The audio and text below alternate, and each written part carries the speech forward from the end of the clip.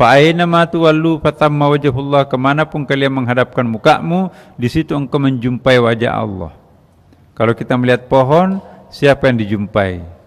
Wajah Allah. Siapa yang tampil dalam bentuk pohon? Dia. Saya ingatkan sekali lagi, ini bukan pengulangan tapi ini untuk memperkuat. Saya pernah berkali-kali menyampaikan pada pertemuan-pertemuan yang lalu, selama kita hanya masih bisa menyaksikan banyak, tidak mampu menyaksikan hanya satu di antara banyak itu, maka kita masih orang awam. Kalau sudah mampu menyaksikan yang kita lihat ini cuma satu kok, maka kita sudah menjadi khawas, mungkin khawasul khawas. Saya tanya ibu bapak di sini, di dalam ruangan kita ini banyak atau satu? Ada kipas angin, ada jam, ada karpet, ya kan? Ada mimbar, ada meja, ada laki, ada perempuan, ada tirai. Banyak atau satu? Banyak atau satu? Banyak. Satu atau banyak? Banyak atau satu?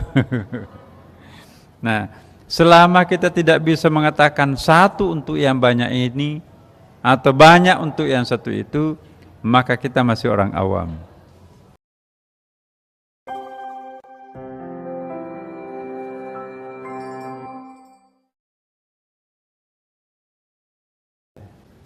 Apa yang dimaksud dengan insan kamil? Ada 3 macam pengertian insan kamil. Pertama, pengertiannya orang awam. Yang kedua, pengertiannya orang khawas. Dan yang ketiga, pengertian orang al-khawasul khawas. Pengertian orang awam tentang insan kamil bertolak dari akar kata insan artinya manusia, kamil artinya sempurna. Insan kamil artinya manusia yang sempurna. Manusia yang sempurna menurut orang-orang awam ialah orang yang mengamalkan seluruh ajaran Islam, baik yang fardu maupun yang sunat, dan meninggalkan larangan-larangannya, baik yang haram maupun yang makruh. Itulah insan kamil. Tidak bisa disebut orang itu insan kamil kalau hanya rajin melakukan kewajiban, lalai melakukan yang sunat. Hanya menahan diri untuk tidak melakukan yang haram, tapi langganan sesuatu yang makruh atau syubhat. Insan kamil ialah tidak lagi membedakan antara yang sunat dan yang wajib, baginya dua-duanya wajib. Tidak lagi yang membedakan antara yang makruh dan yang haram, baginya dua-duanya haram. Kalau kita masih membedakan, oh ini kan haram, terlalu berat kalau ini dilanggar. Kalau ini mah gampang, ini cuman syubhat makruh, itu pun juga tidak bisa disebut insan kamil. Kenapa? Makruh itu membutakan mata hati juga. Kalau ada orang rajin melakukan ketaatan yang dalam bentuk wajib, salat 5 waktu, tapi tidak aktif menjalankan salat qabliyah ba'diyahnya, maka itu belum disebut sebagai insan kamil. Hanya rajin melaksanakan ibadah puasa Ramadan, tapi tidak aktif melakukan sunat-sunat puasa yang lain seperti Senin Kamis atau puasa Daud. Tidak bisa disebut insan kamil kalau langganan sholatnya itu akhir waktu, kecuali kalau dalam keadaan terpaksa. Orang-orang yang menjemput waktu sholat sebelum waktunya, dia sudah duduk di masjid sebelum azan, dialah betul-betul orang yang menjemput waktu sholat, bukan dia yang dijemput oleh waktu sholat di akhir waktu. Itulah orang-orang yang disebut insan kamil. Jadi insan kamil di sini acuannya adalah fikhi. Fikhi ialah sesuatu yang sifatnya zahiriyah, bukan sesuatu yang bersifat batiniah. Jadi acuan formal jadinya. Kalau formalnya saja tidak bisa bertahan, tidak bisa istiqamah, apatah lagi nanti dengan urusan-urusan batinnya. Maka itu standar pertama insan kamil itu melaksanakan seluruh ketaatan-ketaatan kepada Allah tanpa membedakan yang wajib dan yang sunat, menghindari segala sesuatu yang dilarang oleh Allah tanpa membedakan antara yang haram dan yang makruh atau syubhat. Lama kelamaan Bapak Ibu, kalau ini sudah menjadi kebiasaan buatnya, muncullah apa yang disebut dengan orang khawas. Khawas itu dari kata khason, special, ya, sangat khusus, seakar kata dengan khusus. Khususon mufrad, khawas itu lebih banyak. Nah, oleh karena itu lebih intensif, lebih luas. Bagi orang khawas, insan kamil diartikan sebagai orang yang bukan saja mengamalkan secara rutin amalan-amalan fardu dan sunnat, tapi juga sudah larut di dalam cinta terhadap Tuhannya. Jadi yang membedakan yang pertama dan yang kedua, intensitas cinta. Kalau hanya taat melaksanakan kebajikan tapi tidak merindukan Tuhannya, hanya menghindari keburukan, menjauhi larangan dalam bentuk halal, dalam bentuk haram dan makruh, tapi tidak ada rasa rindu terhadap Tuhannya, rasa cinta terhadap Tuhannya, itu belum disebut insan kamil. Ia betul-betul menikmati cinta dan kedekatan diri dengan Tuhannya, sehingga ia tidak lagi memisahkan antara ibadah fardu dan sunat, semuanya dinikmati dan dilakukan dengan cinta. Jadi perbedaannya antara pekerjaan lahiriah dan pekerjaan batiniah. Insan kamil versi orang awam, acuannya adalah perilaku fisik badannya. Tapi kalau yang kedua, definisinya insan kamil menurut orang khawas, bukan lagi yang menjadi acuan fisik, tapi batinnya dalam bentuk cinta. Kalau sudah cinta yang berbicara, sudah betul-betul tidak terasa lagi antara makruh dengan haram, sunat dengan wajib. Kalau di atas itu masih ada, wah ini kan sunat, kalau fardunya dikasih khusyuk, kalau sunatnya formalitas. Ya, ini kan haram, wah itu sangat protektif. Tapi kalau yang syubhat atau makruh, ya menyerempet sedikit lah. Nah itulah orang awam. Tapi kalau orang khawas, memang betul-betul tidak ada pemisah antara haram dengan makruh, antara halal dengan syubhat, sunat. Sunat seperti wajib, wajib itu dianggap sesuatu yang sunat. Artinya sunat wajib itu menjadi satu kesatuan, makruh dan haram menjadi satu kesatuan. Itu disebabkan oleh perbedaan cinta. Itulah orang-orang khawas, sudah naik kelas. Nah kalau orang sudah naik kelas 3, S3 ini, orang yang khawasul khawas, orang khususnya orang khusus, berarti lebih internal nih, lebih perfect. Insan kamil dimaknai sebagai makhluk yang sudah menginternalisasikan asmaul husna di dalam dirinya. Kalau masih cinta saja, cinta kepada Allah, berarti dia masih ada jarak antara Tuhannya, masih ada yang mencinta dan masih ada yang dicinta. Berarti itu masih qurbun nawafil. Kalau sudah sampai kepada qurbul faraid, yang mencinta dan yang dicinta, sudah tidak ada lagi bedanya.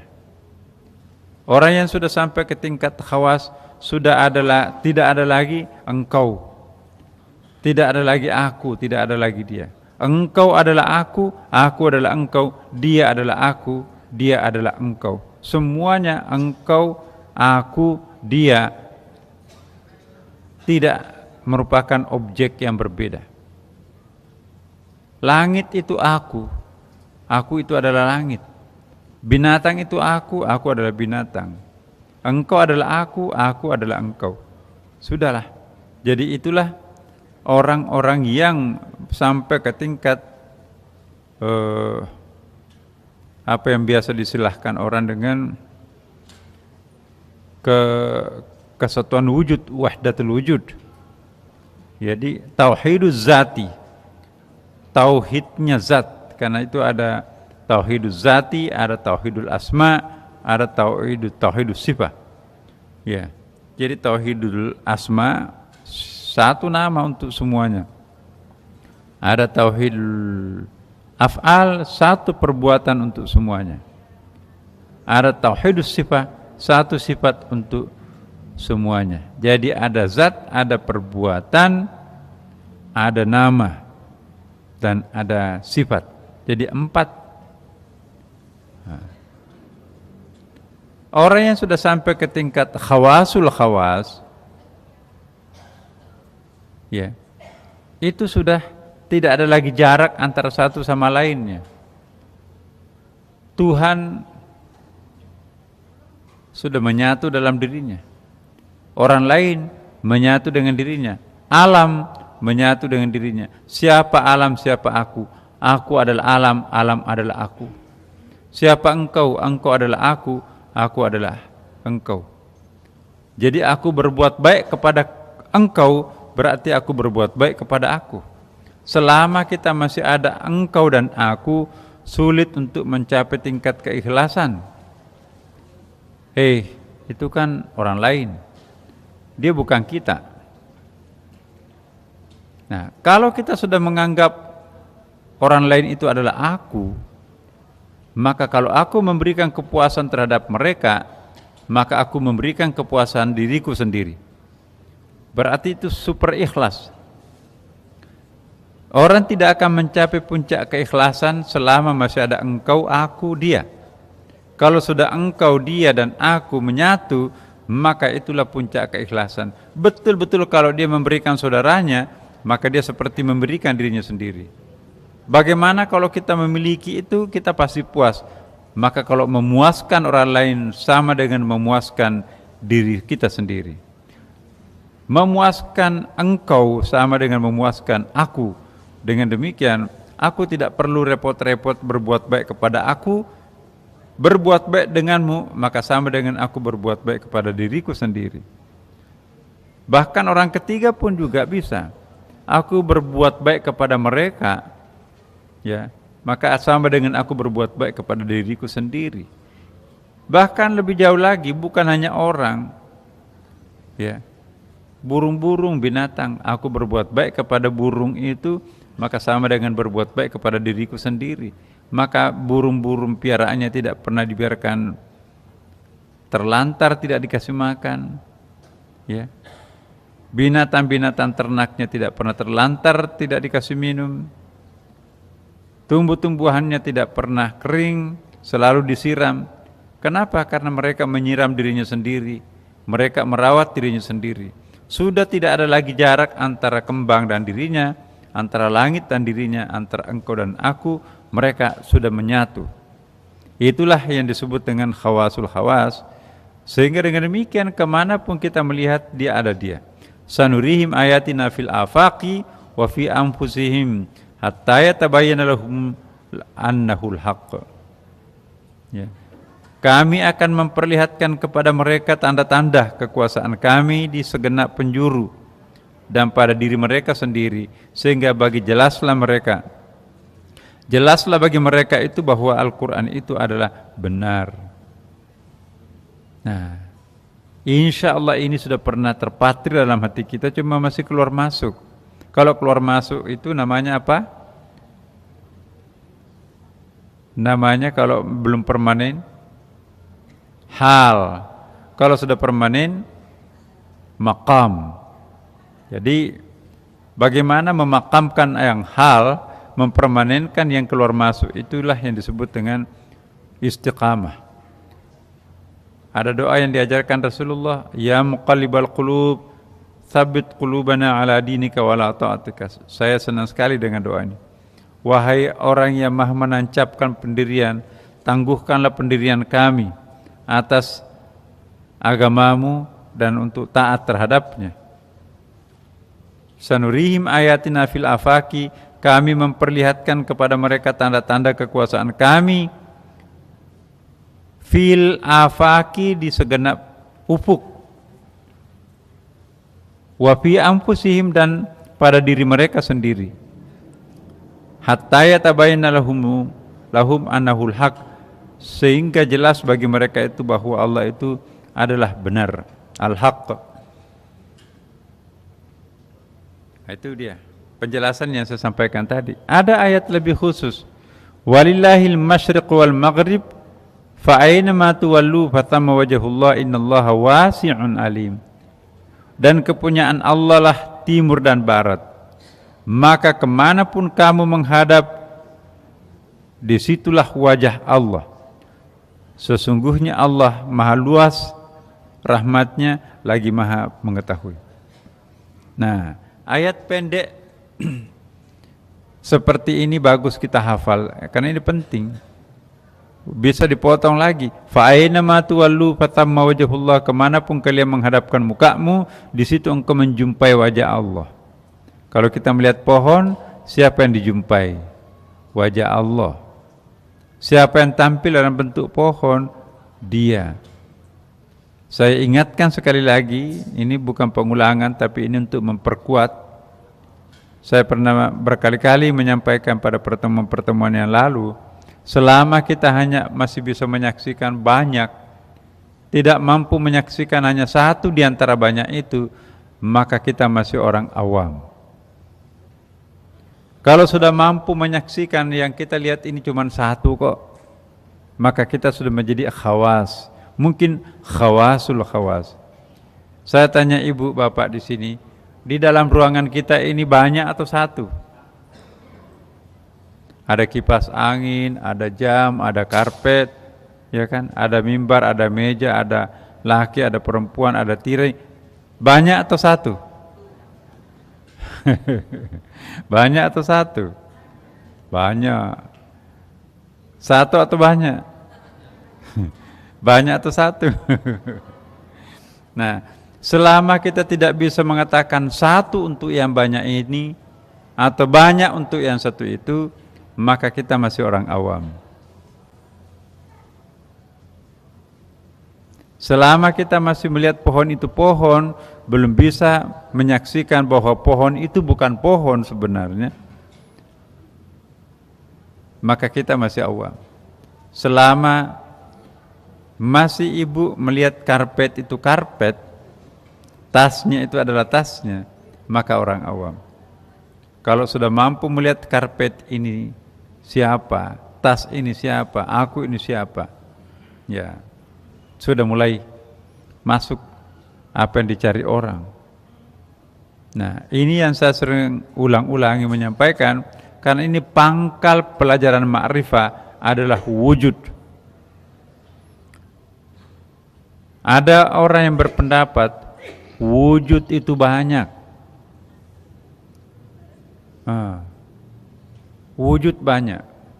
Ada kipas, ada karpet, ada meja, ada jam, ada mimbar, ada mihrab. Banyak kan?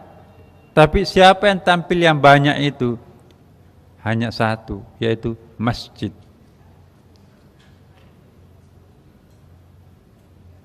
Adakah masjid tanpa ada karpet, tiang, dinding, plafon dan lampu? Jadi yang tampil yang banyak ini yang satu itu, dan yang satu itu tampil dalam bentuk rupa-rupa. Iya kan Bapak Ibu? Jadi jangan mempertentangkan antara yang satu dan yang banyak. Karena siapa yang banyak itu ialah masjid. Siapa yang satu ialah masjid. Ketika kita bicara masjid, maka leburlah semuanya karpet, dinding, jam, mimbar, bahkan yang ikut-ikutan juga lebur itu adalah yang paling jorok, yaitu toilet. Mihrab bersih, tapi kok ada toilet? Jangan membenci toilet. Sempurna nggak masjid ini tanpa toilet? Nah, ibu kan bapak lebih sering ke toilet daripada ke mihrab. Iya kan? Berarti lebih bagus mana, toilet atau mihrab? Ayo, kalau lebih bagus toilet, ya pantas sering ke toilet. Kalau menganggap lebih baik mihrab, berapa kali ke mihrab? Ya, jadi kita itu serba relatif sebetulnya. Maka itu Bapak Ibu sekalian, kita jangan sombong lah, gertak orang keliru, kita pukul dada bangga. Enggak. Sama. Jadi kalau ada orang yang sudah sampai ke tingkat ma'rifah lebih tinggi, enggak mungkin marah lagi kan? Enggak mungkin cemburu.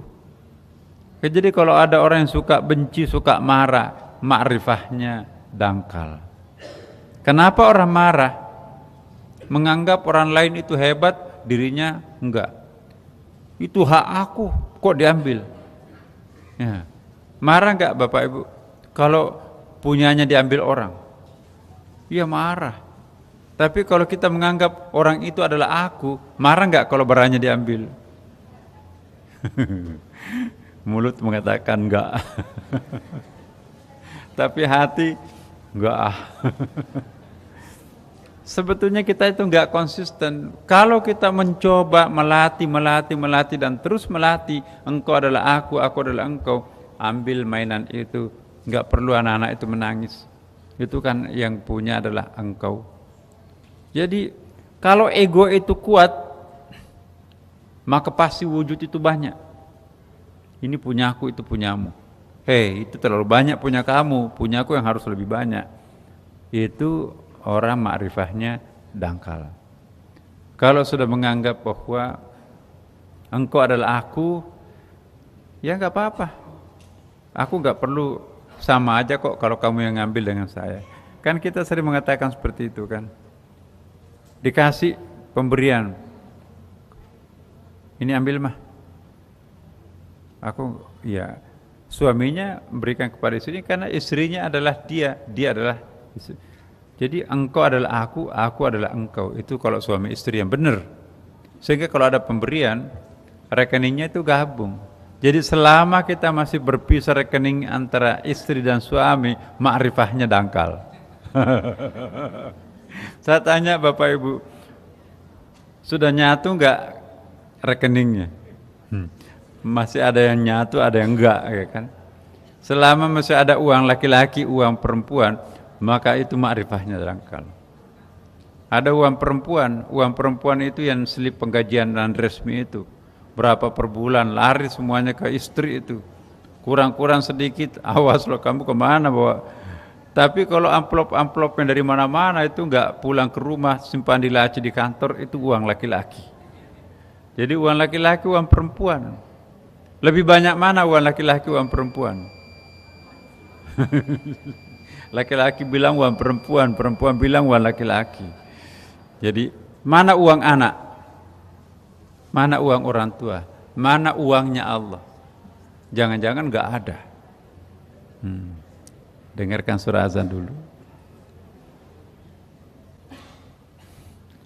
Jadi pemahaman kita terhadap wujud ini sangat mendalam, karena pangkal pengenalan ma'rifah itu adalah wujud. Banyak pendapat tentang wujud. Ada yang mengatakan wujud itu banyak. Buktinya entitas yang ada ini di masjid ini banyak sekali. Warna tak terhitung jumlahnya, ribuan ini. Ada yang mengatakan satu wujud kok. Ada yang mengatakan dua, satu wujud dalam bentuk makhluk, satu wujud dalam bentuk sang Khalik. Mana yang benar?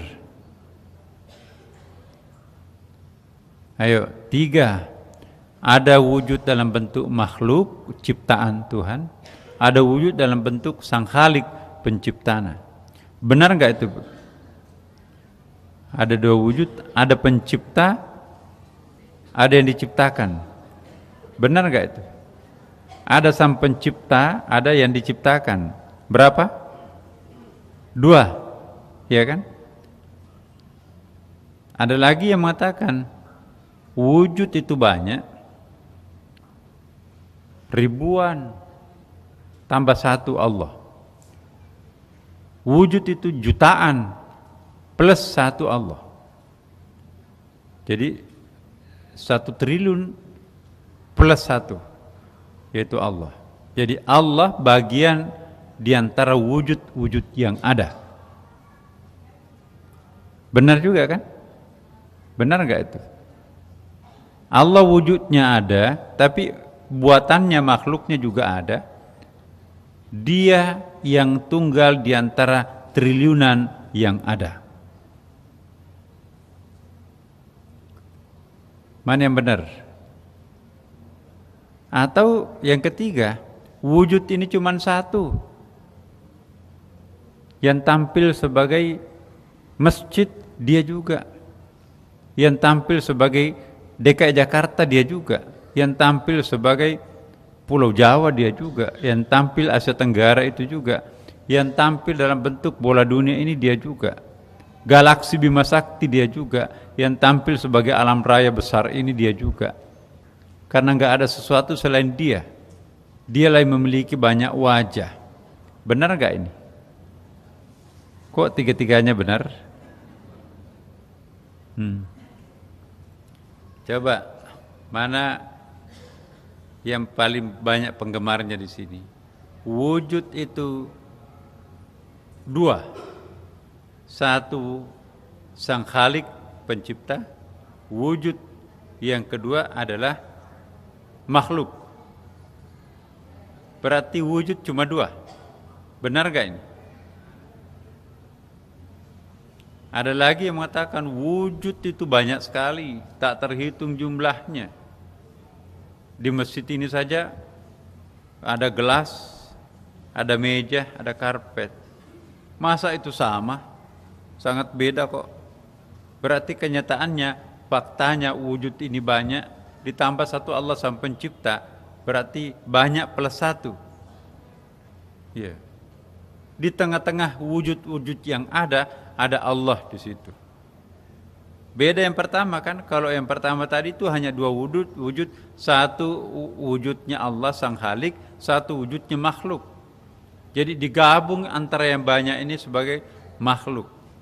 Kalau pendapat yang kedua, jangan digabung-gabungkan antara gelas, meja, kucing, ya, awan, matahari, masing-masing wujudnya lain. Biarkanlah tetap ada 1 triliun jumlahnya, tapi tetap juga ada satu. Di tengah-tengah keberadaan yang banyak itu, di situ juga ada Allah. Benar gak ini? Benar juga. Mana yang paling benar? Yang pertama atau yang kedua? Ya?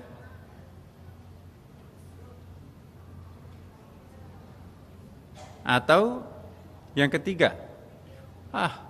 Wujud ini cuma satu kok. Cuma satu. Cuma penampakannya banyak.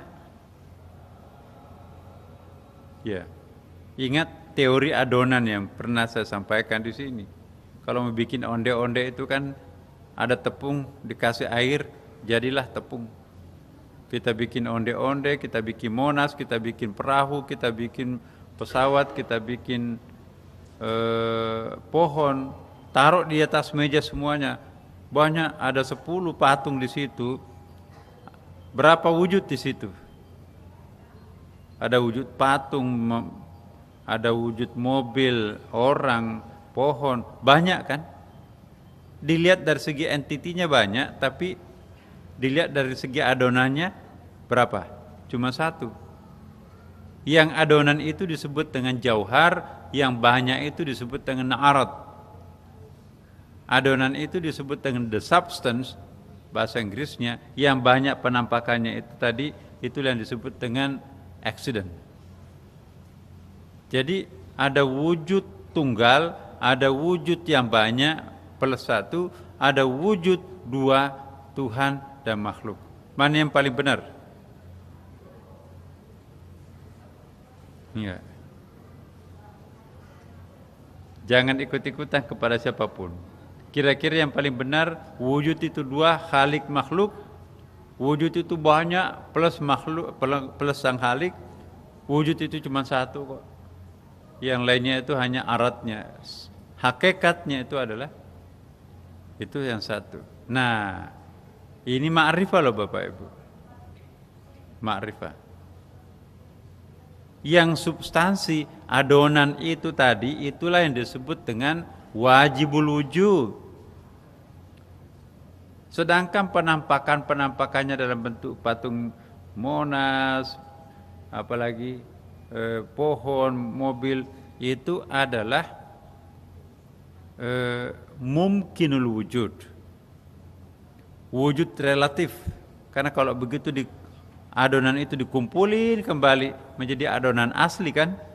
Inna lillahi wa inna ilaihi rajiun. Ketika kita di sini Bu ya, ada laki, ada perempuan, ada cantik, tampan, ada tua, muda, ya.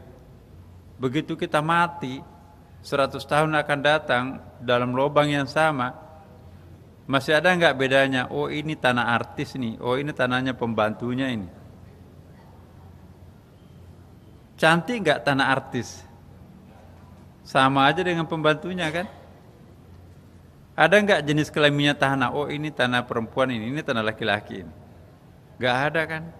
Jadi kalau adonan itu menyatu, kembali kepada yang satu. Yang banyak itu hilang. Inna lillahi wa inna ilaihi raji'un. Jadi kalau ditanya wujud ini berapa? Jawabannya apa? Siapa yang mengatakan dua?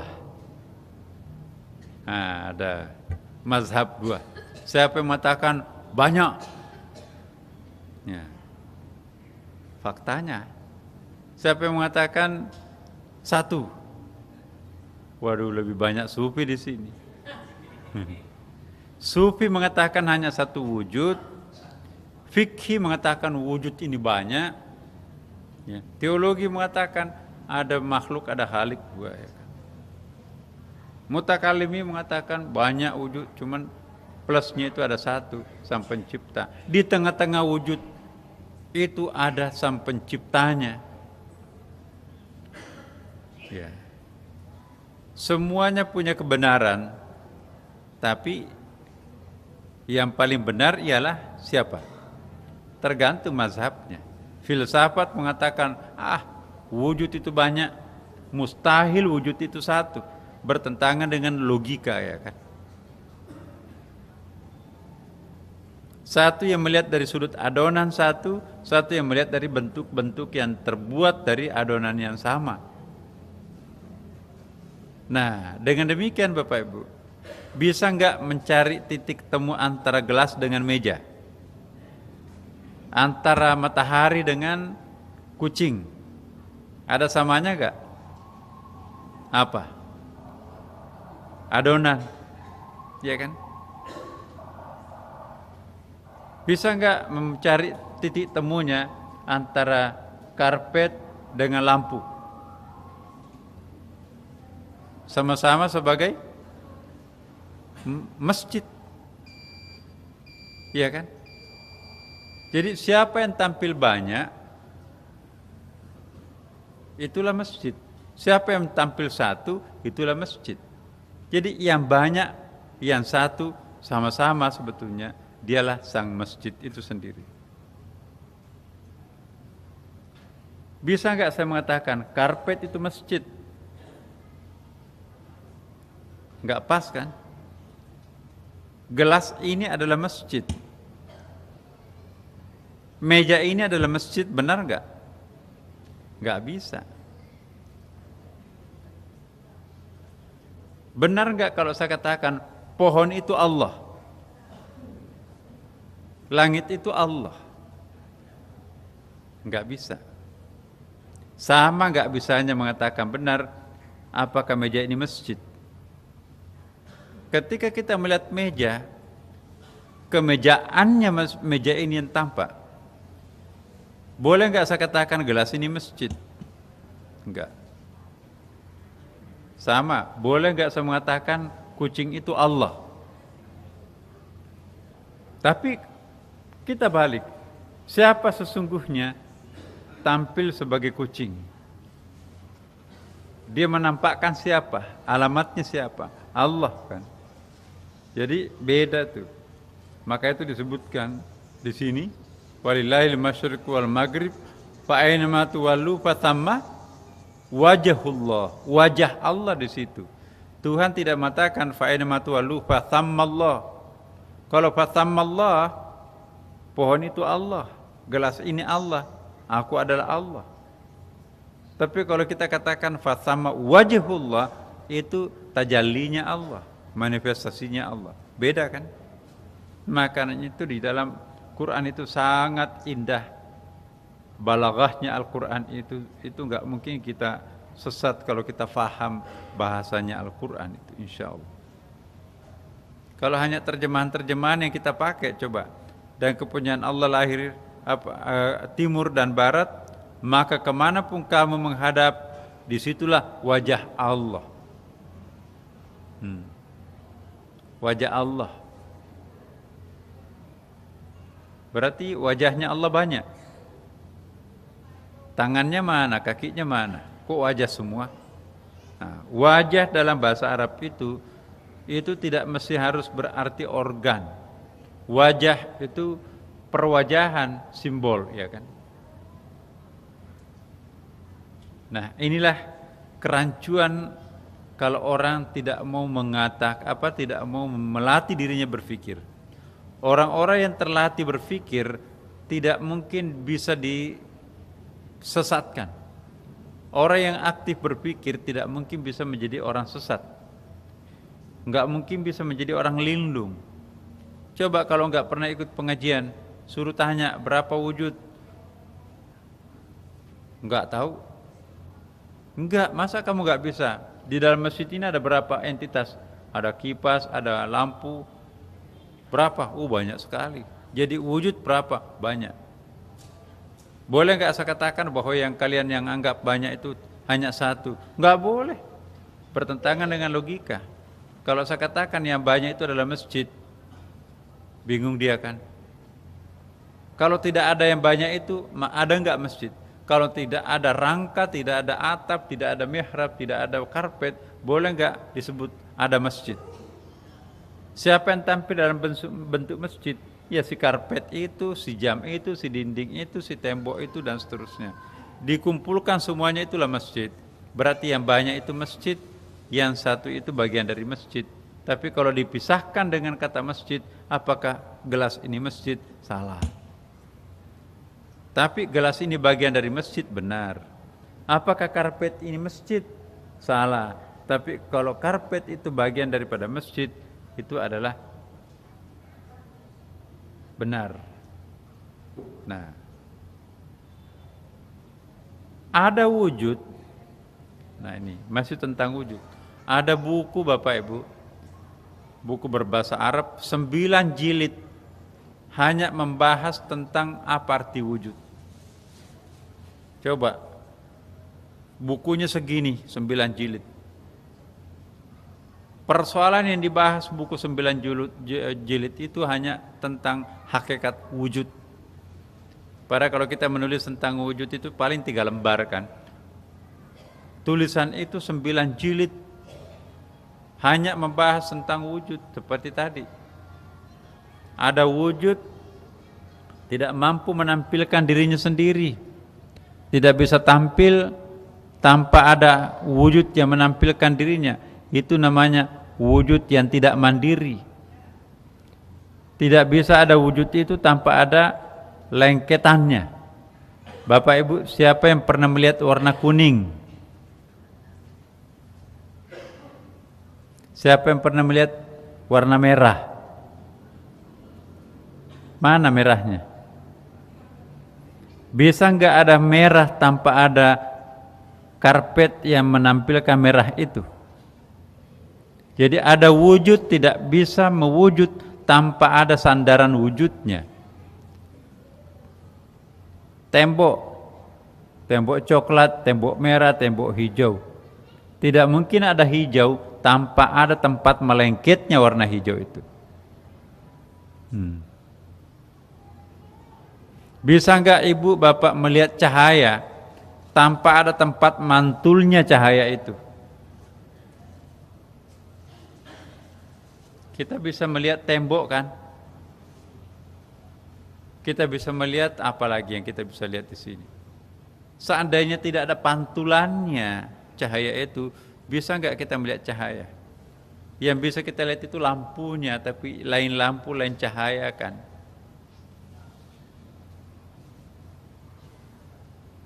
Saya tanya, apakah gelap itu wujudnya atau enggak? Apakah ada wujud gelap atau wujud cahaya? Kalau cahaya ada sumber cahaya kan? Cahaya ada lampu yang melahirkan wujud cahaya. Tapi kalau gelap, ada enggak wujudnya gelap? Apa yang menyebabkan gelap itu mewujud? Karena tidak adanya cahaya kan? Begitu ada cahaya, maka pergilah kegelapan itu. Apa pergi atau memang enggak ada? Gelap itu muncul hanya karena enggak ada cahaya. Adakah wujudnya gelap? Faktanya, apakah ada gelap? Kalau matiin lampu, apa yang terjadi? Gelap. Ada enggak wujudnya gelap? Apakah itu sesungguhnya yang muncul ialah wujud gelap atau karena tidak adanya cahaya? Mana yang benar? Gelap itu muncul karena enggak ada cahaya. Tidak, memang wujud apa gelap itu memang ada. Silakan cahaya ada, tapi aku juga harus eksis dong. Bisa enggak muncul kegelapan di tengah cahaya? Bisa enggak? Bisa enggak gelap itu muncul di bawah lampu? Bisa enggak? Ada enggak cahaya? Ada enggak kegelapan? Jadi wujud gelap itu sebetulnya pura-pura ada, kelihatannya ada, tapi begitu lampunya dinyalakan, gelapnya pergi. Enggak pergi kemana? Dia tetap ada di situ. Gelap itu muncul sebagai akibat enggak adanya lampu.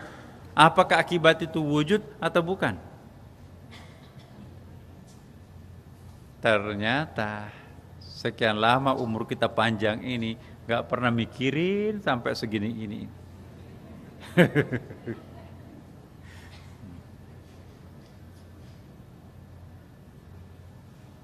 Sifat. Bisakah muncul sifat tanpa adanya zat? Ya. Nasaruddin pemalas. Kalau enggak ada Nasaruddin, ada enggak sifat pemalas itu? Adanya kata malas karena adanya zat. Duluan mana zat atau sifat? Siapa yang punya sifat? Zat. Kalau ada enggak sifat tanpa adanya zat? Apakah sifat itu wujud atau enggak? Ada enggak bendanya sifat itu? Bukankah sifat itu mewujud karena adanya zat? Kalau enggak ada zat, otomatis tidak ada sifat. Adakah zat yang tanpa sifat? Iya. Bingung kan? Ternyata wujud itu 9 jilid, Bu.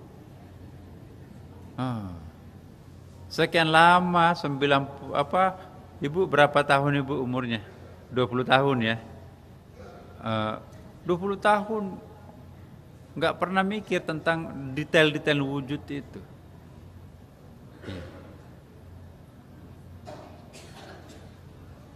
Ada enggak wujud gelombang? Siapa yang pernah melihat gelombang? Ada enggak? Yang dilihat itu gelombang atau laut? Yang dilihat itu laut apa air? Bisa enggak dipisahkan air, laut, dan gelombang? Mana yang hakikat wujud?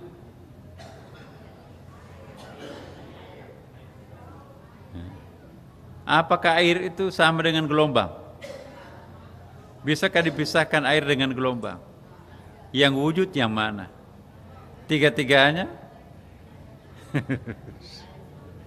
Ya Allah. Nah sekarang wujud makhluk aja bingung. Sekarang wujudnya Allah gimana? Lebih bingung kan?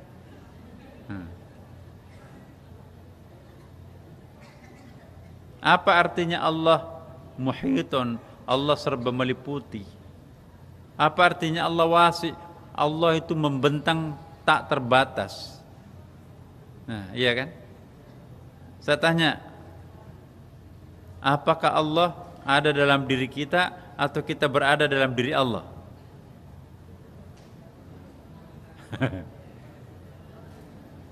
Ayo.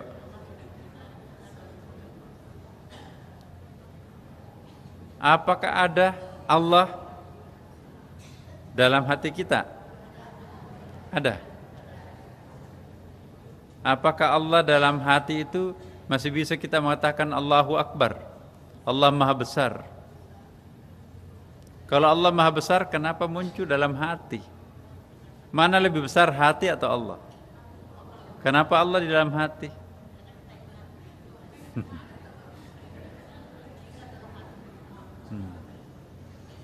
Kalau 1000 orang punya hati masing-masing, ada Allah dalam hatinya, berapa Allah? Ayo. Apakah Allah ada dalam diri kita atau kita berada dalam diri Allah? Kalau kita berada dalam diri Allah, ya, Allah ada tapi kita berada dalam dirinya. Apakah Allah itu muhit? Muhit itu artinya nggak ada yang campur. Gelas ini, satu gelas ini muhitun penuh, nggak ada yang campur. Kalau ini masih kosong, ada yang campur udara kan. Kalau penuh sampai ke atas air semua, itu disebut muhitun.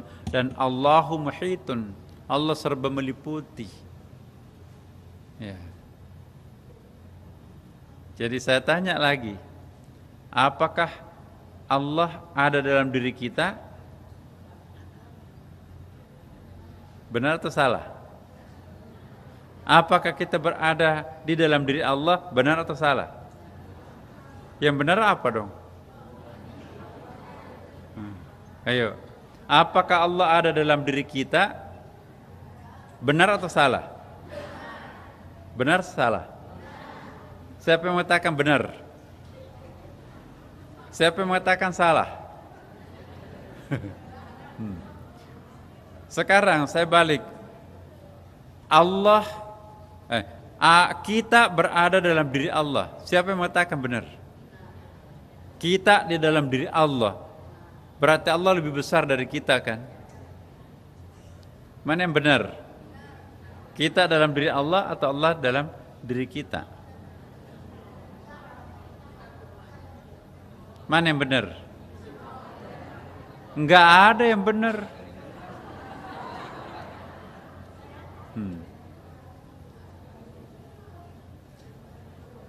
Atau benar semua?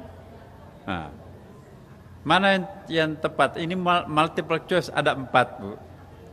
Ada 4 jawaban ini. Allah ada dalam diri kita, 1. Kita berada dalam diri Allah. Jawaban C-nya itu ialah dua-duanya benar, ya. B-nya, yang keempat, D-nya, dua-duanya salah. A, B, C, D. Siapa yang mengatakan D? D. Nah, bagaimana penjelasannya? Kalau semuanya enggak benar. Siapa yang mengatakan A benar? Kita dalam diri Allah. Siapa yang mengatakan B? Kita di dalam diri Allah. Nah, siapa yang mengatakan dua-duanya benar? Siapa yang mengatakan dua-duanya salah? Mana yang paling benar?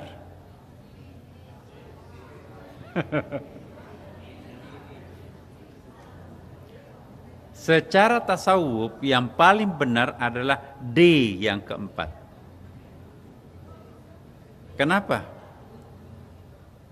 Kita mengatakan Allah, kita berada dalam diri Allah, salah.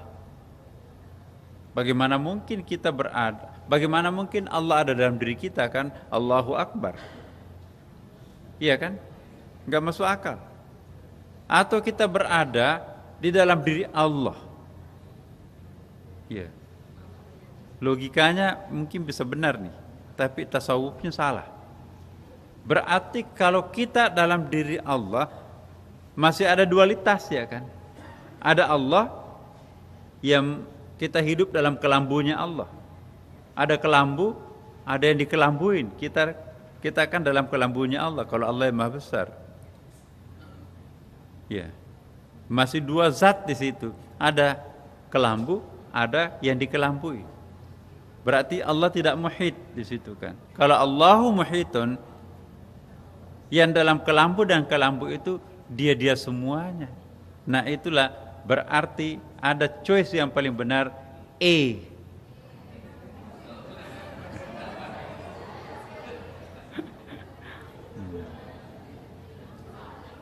Jadi kalau kita masih menganggap